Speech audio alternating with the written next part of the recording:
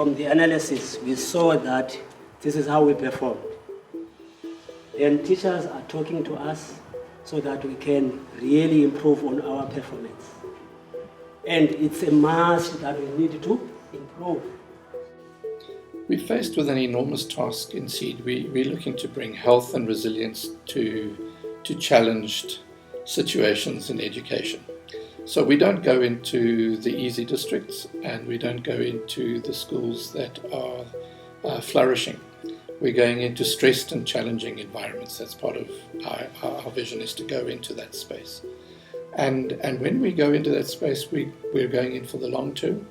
We're not going in for a hit and miss training opportunity. We're going in to get alongside people and journey with them over a number of years.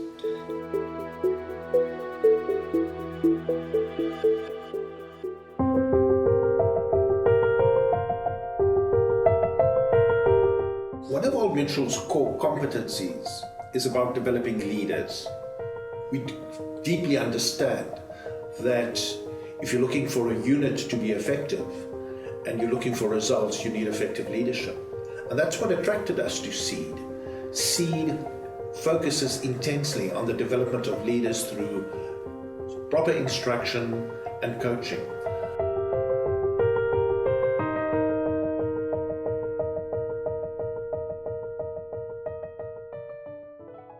The program consists of the training elements, which include a 2-day workshop focusing on change and on self, and then another 2-day workshop focusing on building resilience.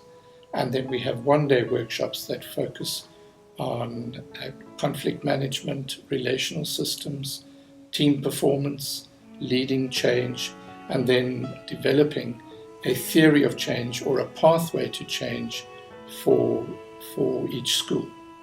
But before we attended the workshop, we were given a questionnaire. We did not know, we just answered in a very relaxed atmosphere that questionnaire. But it transpired that there was a profile that was going to be compiled out of that questionnaire. Before that, I did not know my strengths, I did not know my weaknesses, but from that profile, I was made to understand what my strengths were, what were my weak points. We were discussing topics like resilience, how to cope in situations where there are conflicts. We were also prepared to solve situations where there are conflicts, when the teachers are not working well, when the teachers are not coping, how to motivate them, what to expect in such situations. The lenses of looking at life, the lenses of looking at relationship, the lenses of looking at these normal day-to-day things that you experience during your working hours. The lenses that they equipped us with, they're marvelous. They helped us to be able to, to understand. I think the roller coaster lens helped me a lot because I understood the position of each character in this environment. Then I could be able to place each character in his position and then be able to deal with him. What I've learned from SEED and interacting with other schools is you have to live with what you have and make the best of those little bits that you have. What we actually do is to, according to the programs we were told by SEEDs, like in the resilience one, you don't have to be, when you get people trying, because it's teachers, and they may sometimes want you to result into being that negative. You try just to let them calm down and we face the problem and share with them, and it ends because everybody will be understanding. That's another area that the SEED is building up that as a team, you have to trust each other. And as a result, if I'm not there, I know that the school is there. I'm not leaving the school and carry. In fact, if I leave the school to go to attend to other issues, I don't leave the school behind, and when I come back the next day, I don't find the school. And I think now it's stress, emotions are very high, but it's very easy for me now to tell my colleagues, listen, the tears are here, it's getting a bit much.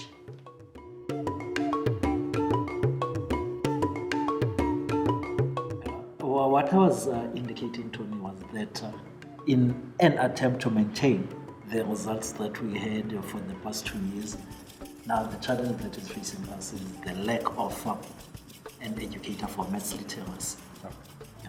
And then there is a coaching program that is interspersed in between those workshops, which involves 8 sessions of coaching, one-on-one coaching mostly, although we also include a couple of group coaching sessions, so that people are very much part of a process over a year.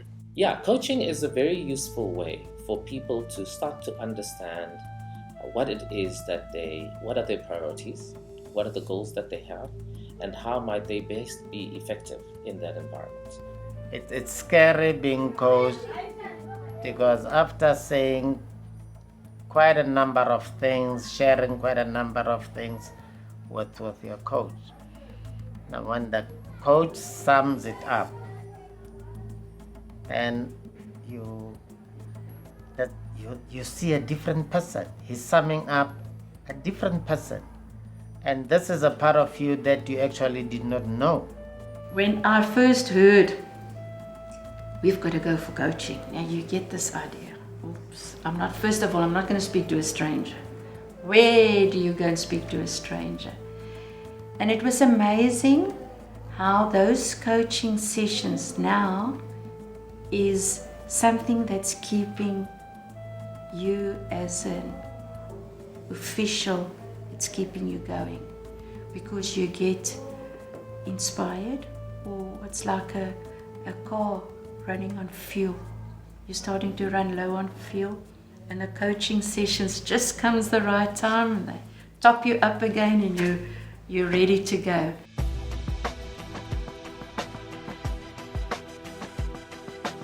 They also have 4 assignments to complete for the university, so that they can get their certificate from the University of Stellenbosch.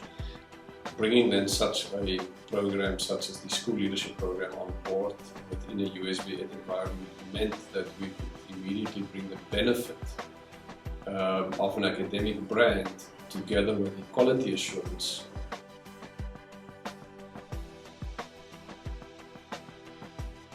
And then we've also been able to introduce the idea of communities of practice, so that when people have completed the School Leadership Program, which is a 1-year program, they then move into a community of practice where they have workshops together, and then have small coaching groups of about 8 people where they explore different topics together, but more importantly, they problem solve together around challenges that they're facing in their district or in their schools. So I think that the principal should try to find out what is the cause. Because of that COP program, we're able to communicate and share our problems. Because whenever we come in, we discuss our issues. To say, at my school, this is what is happening. How do we approach this idea? For example, the issue, yesterday we were discussing the issue of late coming. We didn't realize that being from different schools, we are having the same problems, because we never shared. You stay with what you are facing, it's giving you headache, you feel like leaving, actually stop working, resigning. But now, as we have mixed with other principals, you see that, oh, mine may be better than what I just heard. They're sitting across the table, people who come from different schools, or if they're guys from the department, they work in different sections of the Department of Education.